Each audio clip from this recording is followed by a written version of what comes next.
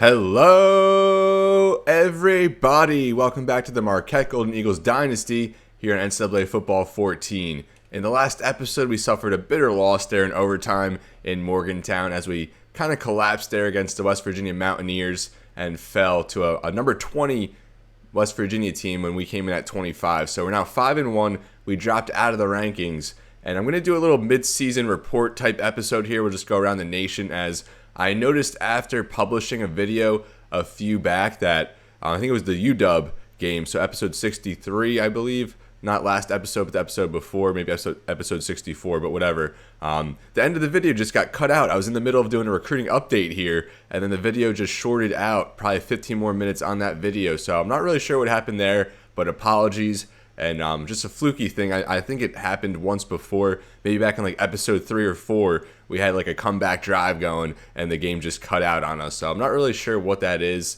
Just some technical difficulties. So that kind of prompted me here just to do a mid-season report episode, if you will, at the halfway point. 6 games in, we're 5-1, and the best start so far in program history. We'll get a recruiting update now as Tyson Williams, he's been our number 1 guy all season out of Manitowoc, Wisconsin, 6'5", 244, the number 10 tight end in the nation. And it's going to be a 3-team race, it looks like, with Minnesota and Wisconsin, although Minnesota not too far off from being locked out, and they don't visit with him until week 14. So I think going into the offseason, if it does, it's going to be us or Wisconsin for Williams. And at that point, we would be super committed to just, pouring in maybe like 4,000, 5,000 of our recruiting points. Really want him, a tremendous weapon at tight end, B speed, 81 acceleration, his catching traits all in the mid to high 70s so far with a B route running, B catch in traffic, and looks to be an adequate blocker as well with C pass block and run block. So Tyson Williams, he's been our top guy this whole time, and that brings us now to Stephen Goodman, 6'2", 190 athlete, 4-star out of Buena Vista, Michigan. Still 4 teams in the running for him, and we're the only team he's visited with. Eastern Michigan getting some good ground here, although Northwestern's still in the lead, but we're dropping 70 each week, so maybe eventually he locks us out, but I don't know if we're going to fall that far, but we'll see. Scouting-wise, he looks to be a elite potential wide receiver or an elite, potential corner free safety. We like him at free safety, and I think that's what the game even labels him as with the 77 zone, 72 man. Good hit power at 72 at C tackle, B pursuit, and he looks to be a very good athlete with the B speed, agility, and A acceleration. So Stephen Goodman would be an absolute difference maker, whether you put him at wide receiver or safety. But I think for our team, he would be a standout safety and maybe emerge as one of the best players on defense as he goes along. Roger Cook, we're currently in the lead for him. We just visited with him against UW, I believe it was. I know we visited with him back in week 4. And Eastern Michigan again, we're battling here with the Eagles for Goodman, and now Eastern Michigan here second for Roger Cook, but they are gaining some points. Looks like he'll start locking schools out, I would imagine. Let's see, so 15:31 is the cutoff. Michigan not too far, although they are gaining points. Cincinnati, Michigan State falling a little bit, but we're the only team to visit him so far, and he has the Wolverines coming up with Eastern Michigan and then Michigan State. Kevin Evans, we're battling again with Eastern Michigan. So how NIU has been our recruiting rival this season, it's definitely been Eastern Michigan. They visit with Evans week 12, and they're gaining 120 on us, and we already did visit with him. Our top receiver candidate on our board this year, and top school. So really just us or Eastern Michigan and another guy. Like all 4 of these players at the top, they all might go into the offseason, which would, that would probably be our biggest quandary so far in offseason recruiting. Usually we'll be able to knock out, all our needs, most of our needs in season. And then once there's the offseason, we only have like 1 or 2 guys left that we're kind of going after, and it's a little easier to distribute those points. But if we go into the offseason with all 4 of these guys, it'll certainly be difficult, but Williams and Goodman definitely our top 2 priorities. And now Jared Luke and Taylor Ryan, Luke a 4-star running back, and Ryan a 3-star D end, both just about to commit. Probably by next week we should have commitments from Jared Luke and Taylor Ryan. 97% from Luke and 99% from Ryan. So Jared Luke, a very good running back, a speed back is what they call him. 88 speed, 82 agility with B acceleration. has a good juke there at 75. And then break tackle, spin move, and elusiveness all at C. Taylor Ryan, we're only going to bring in one D end in this class more than likely at this point, and he seems to be the guy with 79 block shed. You love that. Hit power at 70, 67 pursuit, 68 finesse, and the power moves and tackle at C with C speed and strength. So looks to be a solid all-around D end. And now Marlon Atkinson, one of two players from Milwaukee that we're pursuing, currently leading on him, but Colorado jumping into the mix a bit, but it looks like they're very close to being locked out, less than 40 points away. So hopefully by next week we have a commitment from Marlon Atkinson, would be the first offensive lineman. And now Andrew Thomas, and look at that. We were battling with Illinois, the Fighting Illini were in on him, but they have just dropped out on Andrew Thomas completely. And now Iowa was leading, and now they dropped 730 from last week. So I'm not really sure what the deal is with Andrew Thomas, why these schools are just starting to fall out on him. I love the 92 speed with 76 man, B zone, the press a little bit low, but whatever. We need some speed on the perimeter, and B acceleration as well. The agility a little low, but we'll take it. Andrew Thomas from Cicero, Illinois, the 69th ranked corner, and our top corner option. I think we already did sign one who we'll look at here shortly. Bobby Guidry out of Lombard, Illinois, the Fighting Illini in on him. We're hoping for 2 or 3 linemen in this class, so Guidry would be nice, but maybe not the most necessary if we do bring in Atkinson. Looks to be a better run blocker with B run block, 74 pass block, C strength, and D impact. So a solid all-around offensive lineman. And now we'll get to a couple linebackers here. Jonathan Roberson and James Suggs. Both of these guys, we were just pouring in like 100, 150 each week, but we're starting to get a little more aggressive as other schools are now too. So we see NIU jumping in on Roberson, gained 325 last week. James Suggs, really not much resistance from Michigan State, but they're still in on him. And any week they could just start investing more points. So we bump it up a little bit, although we only really need one of these guys to bring into the linebacking core, but we'll take both if we can. And we have a linebacker that we want to move to D end already on the roster. And then Hunter Kraft, the top kicker in the nation. He's only visited with us so far, and we're gaining 60 each week. But Michigan State and Minnesota still in on him. 89 kick power, and we certainly could use that. That would really just, change the way our football team looks. We could be a lot more consistent on offense. We don't have to go for it on 4th down so much, from the 30, within the 30 to 40 yard line because lack of kicking. But Kraft would totally change how we view some offensive drives and would be a weapon on kickoffs as well. Devin Henry, we're kind of we eased off him a little bit with the commitment of a corner, and now Andrew Thomas looks to be, coming to Marquette. So Devin Henry we're going to pull out of for now, but we'll just leave him on the board just in case. A few other players here who just fill-ins on the board. Richard Scott, a punter. We need a punter in this class, so we'll probably start recruiting him here soon. And then I reviewed all these guys not last episode, the episode before that I referenced earlier, the one that got cut out. So a few in-season additions to the board. We added some safeties, some DBs, just as insurance if we don't get Stephen Goodman, as we do have him as a free safety target. So we added a few down here along with some athletes. Lance Jones and Ryan Jacques. I think I prefer Jacques. He has 81 hit power. His coverage all in the upper 60s. 74 agility though, pretty bad, but makes up for it with a 91 acceleration, a B speed. So I like him as a strong safety.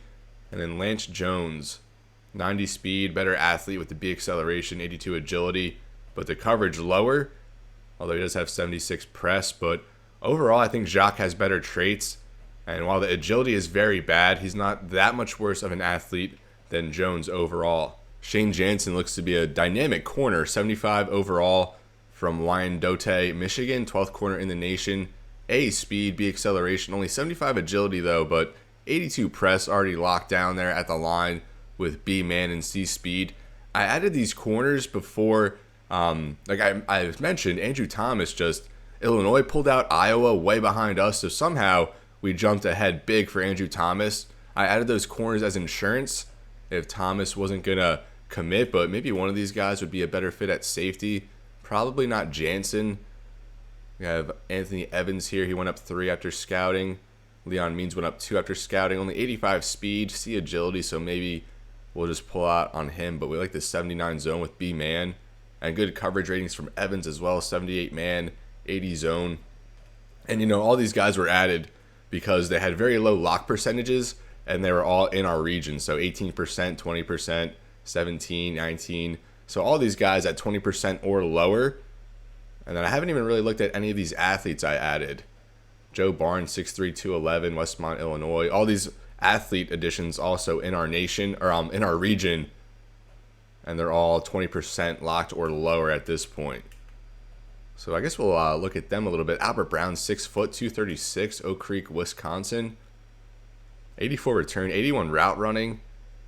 So probably a receiver. 88 carrying, probably could play running back. Like 6 foot, 236, and he really reminds me of Josh Terry with that size profile. And really the traits as well. 72 catching. So definitely could be a receiver with tremendous route running. C juke, C spin. Only D stiff arm, C break tackle, B speed, 80 acceleration, only 78 agility. So is he like a Josh Terry, someone who would have some blocking traits and could maybe play a little H-back for us, a little fullback? I don't know. Albert Brown, interesting prospect. We're not going to pour points into any of these late additions quite yet. I like to kind of stick to the guys we've already had, that we've been pursuing this whole way. Kind of stay a little more loyal to them. As we free up some points, though, of course, we'll start delving into the guys down here. What about Joe Barnes, 6'3", 211, 87 juke, 92 stiff arm, 80 route running. And he has some tackle, but really can't cover anybody. So definitely an offensive player, a running back or a receiver. So we had, Evans up here at receiver? Kevin Evans, who we're pursuing, but battling with Eastern Michigan. So we could use some insurance here at receiver, and maybe one of these guys, maybe even Joe Barnes looks to be a better option. 89 acceleration, B speed, 76 agility. Would hope for a little bit better than that. But the 92 stiff arm, 80 route running, 78 catching traffic with C catching, C spec catch. He might be the guy we should go for at wide receiver.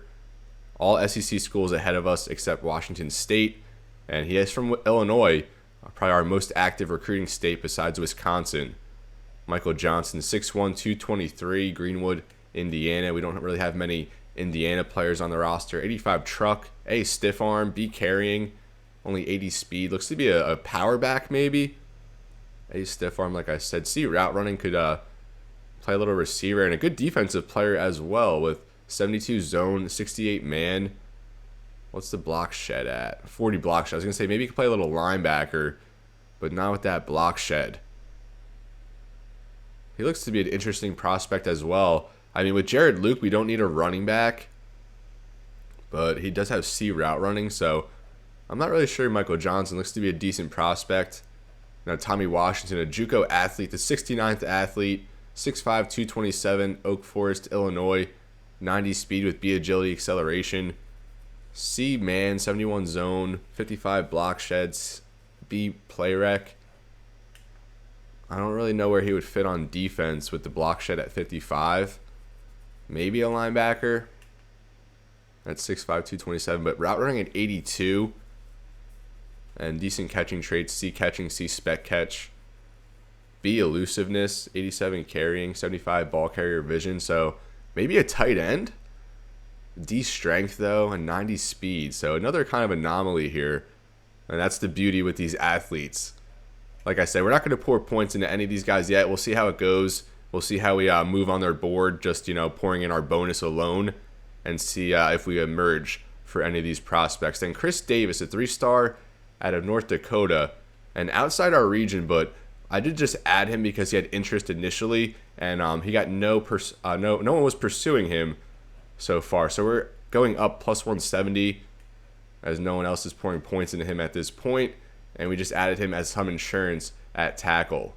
And now we'll get down to our commitments. I guess with the last video cutting out short, as I mentioned, we weren't able to review our first 2 commits that we received in that episode. So it all starts here with Matt Robinson, a 1-star fullback, Stevens Point, Wisconsin, 6'1", 235. And usually we would uncover the rest of his scouting when we introduced them as a commit. But like I said, the episode got cut out, so he's 100% scouted now, a 70 speed, 68 agility, 87 acceleration, though we like that, with 80 impact block, and that was the main enticement with Robinson. Can be a tremendous lead blocker there in the backfield, and a decent catcher as well. 68 catching, 69 route running, but 70 speed, so very slow. And, getting him in, it won't prevent us from pursuing maybe a more athletic, better option at fullback next year or the year after. Daryl Simmons, a safety commit at Sault Ste. Marie, Michigan. He commits to us over Michigan State. 83 speed, which is definitely a weakness, along with that 54 man coverage, but pretty good prospect otherwise. 85 agility, 91 acceleration, 70 tackle, 75 hit power. The play rec needs to get better, but that will get better over time. And you like the 73 zone, 75 press with 68 block shed, but some clear blemishes in his game, but some clear strengths as well. And then we'll get up here to Doug Doherty. These three were new, so we will be able to uncover their scouting here live. Doug Doherty out of Milwaukee, so he's staying in city. Love to see that, close to mom and dad. Just a 2-star, but if you go over to his scouting, +7 after our initial scouting, up to a 65. 89 speed, 81 agility with an A acceleration, 79 jumping, 75 man, 73 zone. The press does need to get a little bit better, but we love the growth we've seen, and we'll go ahead and uncover the rest of his traits as he does go down one more, but overall +6 from his base, and we'll definitely take that. The play rec down to 67, and the acceleration at 92. So Doherty probably a red shirt, but a very good growth there. You like to see that from a 2-star. And then Dustin Lee, I'm kind of concerned about him. He dropped 3 after initial scouting to a 65, 57 speed with C strength. Love the 77 block shed, C tackle, C pursuit, but dropping 3, that's never a good sign. Our first signee ever from Canada, repping Saskatoon. So we'll go ahead and scout the rest of his traits, as he is a bust. 77 power move though, 77 block shed, so not a bad foundation to build off of, but just not that strong at 69. Only 57 speed like we mentioned, the tackle down to a 61, the pursuit down to a 65. So Dustin Lee, a 61 overall, and we're kind of trying to get better players at this point, but we'll try and work with him and see what he can contribute in the future. Now, Kyle Romero, we signed one wide receiver now, and we're going to try and sign one more in this class. Initial scouting shows a 79 agility, 82 acceleration, a little below average, a little below what you would like. 69 catching, though. C route running, 62 release. Up 1 from initial scouting. We'll go ahead and get the rest of his scouting uncovered, as he does stand pat at a 67. The juke move up to a 73. 70 route running. Only 50 spec catch, 59 catch in traffic, but adequate athlete, and we like the size there at 6'3", 201. So our class up to 5 commits now. Dustin Lee, a bust. He goes down 7 from his initial 68 base. You don't like to see that because we really didn't need a D tackle in this class. We were kind of hoping to sign one of high caliber, but just none were really interested. Maybe now we'll branch out nationally and see if we could find any that would be worth pursuing at this point. Kyle Romero, a good receiver prospect, needs to get a little bit better with the spec catch and catch in traffic. And now we'll get a much needed update at the top 25. And Ohio State lost a few episodes back, and they lost to Purdue in Indiana. And the Buckeyes were 59-1 in the series up to that point, and now they're here at number 5. They do come off a win though against Iowa, but South Carolina, now the number 1 team in the nation, 5-0. This week they play a ranked Tennessee team who we beat a few weeks back. Wins against Florida State, Georgia, Kentucky, and Arkansas. And now 2 upcoming road games against SEC opponents. We'll see if they can stay afloat there at the top. Oregon at number 2. A few weak wins in the beginning. They beat an FCS opponent by just a touchdown. Then they barely beat Wyoming, who's 1-5. But they've responded strong here to start their Pac-12 play. And they're number 2. Number 3, Miami goes up 4 spots. As I think Army lost this week. They were number 3. They lost to Mississippi State. So the Hurricanes now at 4-1. Number 3, TCU at number 4. Ohio State rounding out the top 5. And, I mean, if they win out and end up winning the Big Ten, they very well could just find themselves back in the national championship trying to win 4 out of 5 this season. Georgia Tech beats a ranked Notre Dame team. Texas A&M beats Alabama, 5-2, now the top 2 loss team in the nation. Army and Arizona here at 5-1. Arizona was smacked earlier. They lost 52-10 to Colorado, but then respond and give the USC Trojans their first loss there in overtime. Baylor at 5-0 here at number 10. Virginia Tech, number 2 in the nation, and they fell to East Carolina last week. Maybe the biggest win in Pirates program history. Alabama at 4-2 here, drop down to 12. Auburn, we'll see them in a few weeks. They fall to Tennessee. We were hoping that Auburn would maybe go into that game undefeated, but not going to be the case. Still at number 13, a very strong team, 95 overall. USC 5-1 at 14. Northwestern 5-0, a very good season so far from the Wildcats. Notre Dame, we'll see them on Senior Day later in the season. 5-2, come off a loss against Georgia Tech, and now face a ranked USC team, 14 against 16. UCLA at 5-0, also undefeated. We beat them last year. So we're the last team to beat the UCLA Bruins here halfway through this season. Purdue stays at 18 at 4-1. They beat Rutgers. LSU, a big win at Florida. So the Gators, they won like 36 in a row at the Swamp, and now they fall here to LSU. The first time the Gators have lost at home in, what is that, like 5-6 seasons? That's tremendous. Oklahoma beats Texas in the Red River rivalry. And then West Virginia, they actually fall one after beating us in overtime. So actually, I don't know, because here for LSU, it says at number 22 UF, and then here it says at number 19 LSU. So I don't know who the home team actually was. Okay, LSU was the home team. That's weird. Why does it say at UF then if LSU was the home team? So disregard. Florida Gators still on a tremendous winning streak. We'll check out the toughest places to play here soon. Mississippi State 3-3 at 23 after a win against a top 10 Army team. I guess a top 5 Army team. Cincinnati falls for the first time to SMU, and Tennessee at 25 after they beat Auburn. We are receiving votes still, so that's kind of promising. Texas, though, they're just barely out of the rankings. They fall out from 17. Marquette, ECU, Michigan, Navy, Nebraska, and Ball State receiving votes. Now here at the Heisman Watch, which has been dominated by running backs this season. For the first time in this series, there is not a quarterback in these rankings. So we'll start here at Texas A&M's James White, the Wisconsin transfer, if I recall correctly, or maybe he ended up transferring to Wisconsin in present day. 843 for 7 touchdowns, 7.1 yards per reception. But in the passing game, 5 touchdowns with over 200 receiving yards. Travis Curtis, we faced him last year, coming off a game, 34 carries, 227, and 4 touchdowns against Notre Dame. Definitely a Heisman-worthy performance. Just under 1,400 rushing yards last year, 772 so far this year, 7 yards per clip, 12 touchdowns, almost surpassing his total last year. And Curtis just a bell cow there for the Yellow Jackets.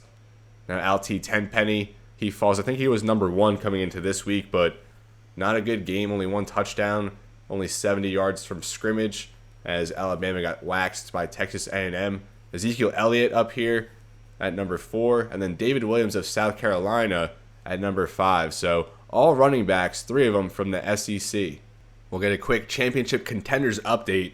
Currently 27, so 2 spots out of a ranking, as we just saw. 71 projected next year, 62, 61, and a B contender grade, which we have not had yet in this series. So we're certainly continuing to develop, grow, and this program's certainly on the rise.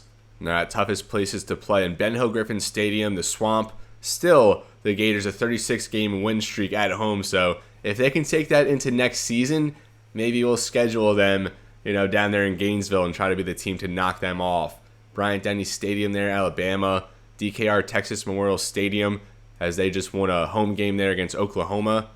And Ohio Stadium, so I thought that game was in Purdue, but I guess not.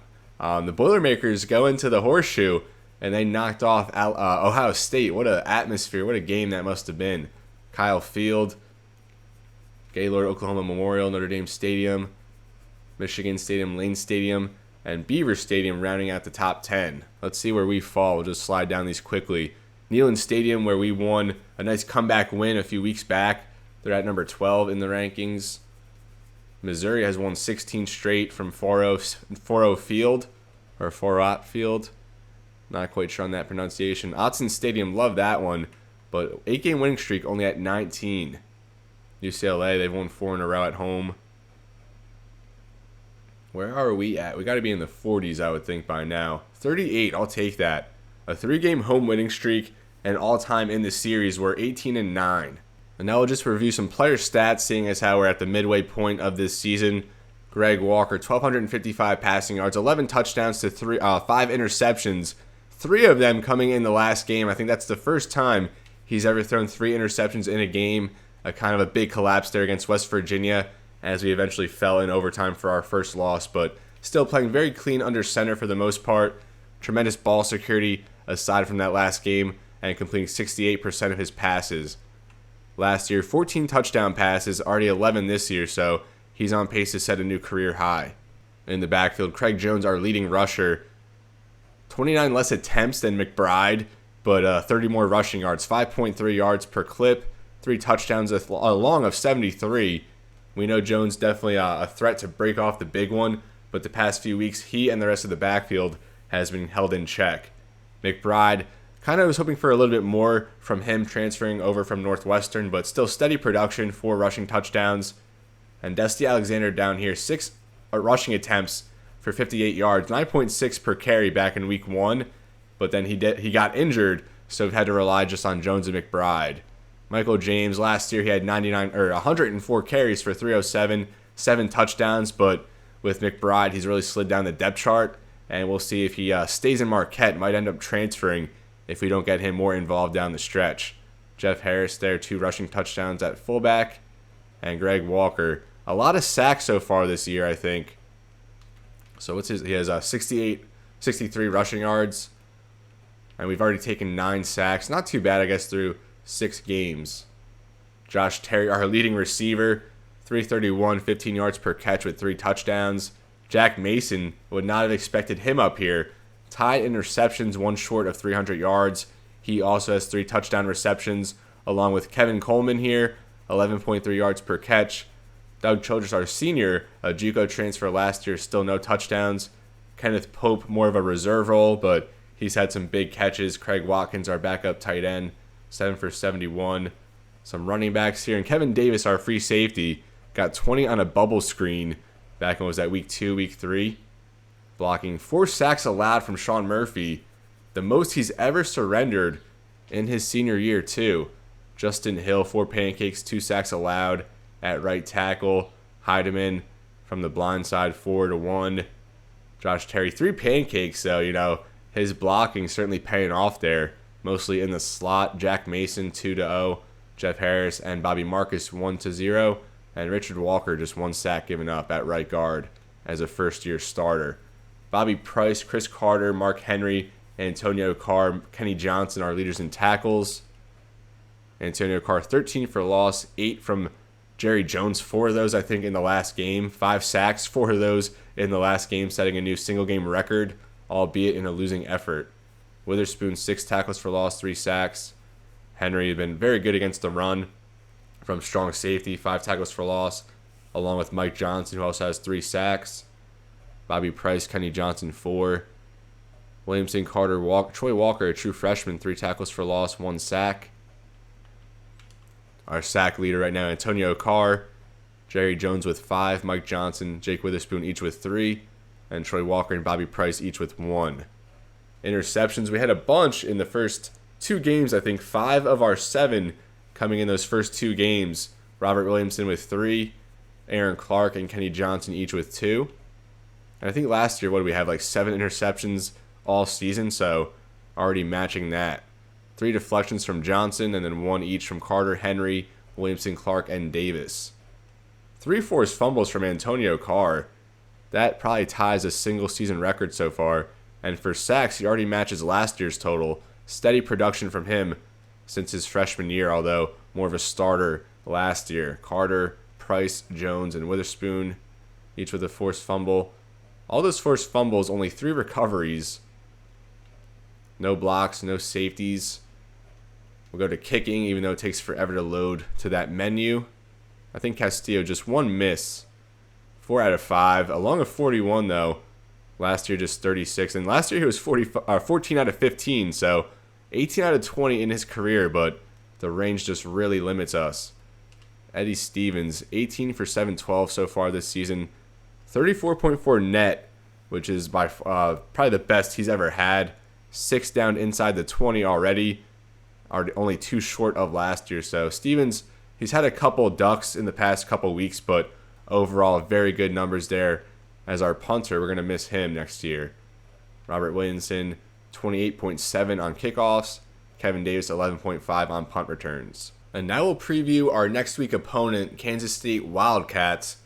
Going to be a home game. Bill Schneider, why do they have him as 22 years old? I was going to say, he definitely looks a little younger here. We're going to have to put that up to like 66.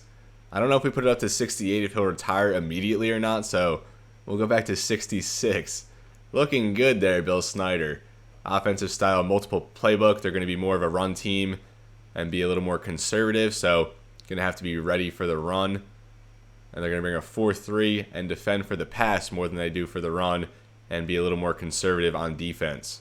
For the skill trees, Bill Snyder more of a recruiter, almost at maxed out. Not as much for game management. Call a timeout. Cold players will go back to normal. But otherwise, not much. You'd expect more there from Bill Snyder at this point. Tom Hayes, their defensive coordinator.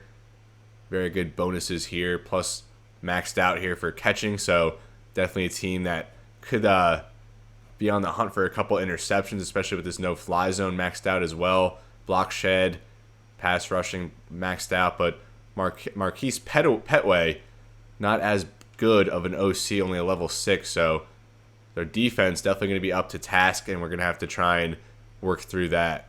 Now we'll go through the roster, check out some of their players. Judah Jones, the top-rated player on this team, a big playmaker there at 620 receiving yards, 15.7 yards per catch, 5 touchdowns already, a career high, more than double his previous high, already surpassing last year's production at the halfway point. Only 4 catches shy of what he had last year. Only 87 speed, 94 acceleration though, so he gets going. 99 catching, not going to drop anything. 95 catching traffic, 93 route running, and decent with the ball in his hands as well. At D tackle, they have Matt Seiwert, 91 overall. Good athlete at 6'3", 311, 74 speed, 88 acceleration, 80 strength. Not the strongest there on the inside, but not bad with 92 power move, 86 finesse. So more of a pass rusher than run blocker, although 83 block shed, good with the 85 pursuit and 90 hit power. Only 1 tackle for loss this season. Not much production over his career. That's kind of weird. At quarterback, they have Jesse Ertz, a second-year starter. Last year, very good numbers, 23 touchdowns to 9 interceptions, so good ball security, 2,500 passing yards, 57.3 completion. This year, though, not as good. The completion down about 3 points, 6 touchdowns to 4 interceptions. Looks to be a decent runner by his traits. 75 speed, so not a super threat under center, but he can scramble on an extended play. Maybe 87 overall with the 91 throw accuracy. A little weaker of an arm at 82, and not the best ball carrier. So as Ertz at quarterback, they have a true sophomore here. George Glover looks to be a pretty good backup. Going to be the starter next year more than likely. So at running back, only a 75 overall. Their backup there, Adam Ransom, banged up. True freshman at 74 overall. So Jamil Davis is the guy. 4.9 yards per carry, 4 touchdowns. 6 foot, 215 redshirt sophomore. 87 speed and acceleration, 82 agility. So a decent athlete, but maybe the worst starting running back we've faced all season. The rushing traits, nothing spectacular. You like the 86 elusive, 88 spin, 86 juke, pretty good. So if he gets into the open field, might be able to make some guys miss. But I don't think he'll be the hardest running back to stop unless the offensive line, opens up some holes for him. Don't think he'll be able to create too much for himself. Fullbacks each at 68. So besides Judah Jones, they have Vernon Vaughn, redshirt senior, 95 speed, 98 acceleration. So definitely can get over the top, it seems, but only 79 catching, and the catching traffic and spec catch not good, really, for a senior, a fifth-year senior especially. 80 route running, decent. 86 elusive, 81 juke and spin, so maybe someone on kick returns. 13.8 yards per catch. Do they have him on returns? Only 1 so far this year. No, they do not. So it looks like Judah Jones, far and away their best receiver. John Spencer, though, a true freshman here, at 82 overall, Big Spring, Texas, 6'4", 223. Only one catch on the year, though, but he had to have been one of the best receivers in last year's class. And then Nick Washington, Fort Benning South. What a place that is. Highly recommend. Tight end, Cody Small, Abilene, Texas. 9 touchdowns the previous 2 years. Only one so far this season, but looks to be a good receiving tight end. 98 awareness, 85 overall with 85 speed acceleration. 91 catching, 84 in traffic. 88 pass block, 81 route running, but 61 run block. A huge drop off there. Not the strongest for a tight end at just 72. So an interesting player here. Looks like a big red zone threat, but Ertz hasn't been utilizing him all that much this season. Obviously more of a running team, even though that is one of their weakest positions. Kirby Hicks, the starter at left tackle, 7 pancakes to just 1 sack given up. Just a 74 overall sophomore, though. 79 pass and run block. 87 impacts, 83 strength. So I think he's definitely better than that 74 speed suggests, but the awareness, the speed, and agility very low, along with the stamina. I don't think he's a starter. Ronald Lester. At left guard, there's Andrew Howe, 77 overall, 6 pancakes, 3 sacks, 83 run, 82 pass, only 75 impact. Center, Kyle Hampton looks to be injured. 23 pancakes last year and 10 sacks given up. What is that? So it looks like Brandon Edwards, the starter, 3 sacks given up, 81 pass block, 77 run block, 74 impact. So definitely not the strongest offensive line we've faced, although a little boost here at right guard. And Chance Allen, 85 overall. Good athlete for an interior lineman. 87 pass block, 89 run block, 84 impact. So the right side looks to be a little bit stronger. Patrick Hunter at right tackle. Definitely more of a pass blocker. Very weak in the run blocking. Last year, 42 pancakes to 2 sacks. Who are these guys playing against? 13 pancakes, 1 sack. So over the last 2 years, was that 55 pancakes to just 3 sacks given up? And very interesting offensive line here for Kansas State. At left end, there's Terry McMahon, a current impact player for them. 3 sacks on the year. None last season, so probably his first year as a starter. 80 overall, 74 speed. Not the best athlete for, I guess, not bad at 6'3", 259 with the 78 acceleration. 82 strength, 86 finesse, 81 power move, 78 block shed with good pursuit and good hit power. At right end, 82 overall, Jordan Willis, a future NFL draft pick, I believe, of the Bengals. 82 overall, very good athlete with the 78 speed, 85 acceleration, 80 agility, 85 finesse, 80 power move, 77 block shed. So 2 very good D ends here for Kansas State. And as we outlined, a very good D tackle in the middle as well. Although not much production, so probably more of a one tech kind of guy eating up blocks. Not much depth there at D tackle. 77 overall, left outside linebacker, Isaac Sherman. Not much production. 77 speed, very bad agility. 81 tackle, 77 block shed. Good zone at 79, so a decent run stopper and decent in coverage as well. Isaiah Williams, 85 overall middle linebacker with good athletic traits, 86 pursuit, decent ratings all around, 83 zone, 85 hit power. Blake Jackson, and they're starting right outside linebacker, injured. At corner, Dorian Roberts. Very good corners here, 85, 85, 84, 83. Michael Turner, good football name. All of them pretty decent speed. Let's just go over and look at them all together here for man. Pursuit, pretty high, especially here for Roberts at 98. Play rec, pretty low, though, 99 for Samuel. All of them at 94, 95, 96 man coverage. The zone, 90, 88, 94. Good press from most of them. So 3-4 very good corners here for Kansas State. At free safety, Anthony Smith. Decent speed, acceleration. Good pursuit and hit power. Probably more of a run stopper, hard hitter. And then Brad Bell. Says he's more coverage. But the coverage doesn't look that great. 70 man, 74 zone. So 6'5 safety. So the safety's a little weaker. The corner's very stout, though, for Kansas State. By far the strength of their defense, although pretty good ends and a decent D tackle. But I think we're going to have to attack the inside here. I don't think we can really attack these corners, especially, knowing they have their catching and their coverage traits maxed out through the defensive coordinator as well. A 74 overall kicker, 7 for 11 this year, 81 kick power, and then Ryan Kramer at punter, 6'1", 253 punter. That dude's a load back there. So that's going to do it in this episode. This is where I'm going to leave you, folks. Thank you so much for watching. Again, apologies in that last episode where it just cut out in the end. But I think doing these episodes once in a while where we can kind of squeeze in a bunch of different things, a recruiting update, go around the nation, kind of outline more in depth of what's going on in the top 25, in the Heisman race and all that. So very interesting season so far. All running backs right now in the Heisman watch. Ohio State lost a game. Marquette at 5-1, and I think our recruiting class is going to start coming around here in the coming weeks. Figured we'll get a more in-depth look at our opponent next week, which is Kansas State, as we look to advance to 6-1, and kind of keep riding high here in this year 5 season with the Marquette Golden Eagles. So, as always, everybody, it's been real and be well. Thank you so much for watching, and I'll see you next time.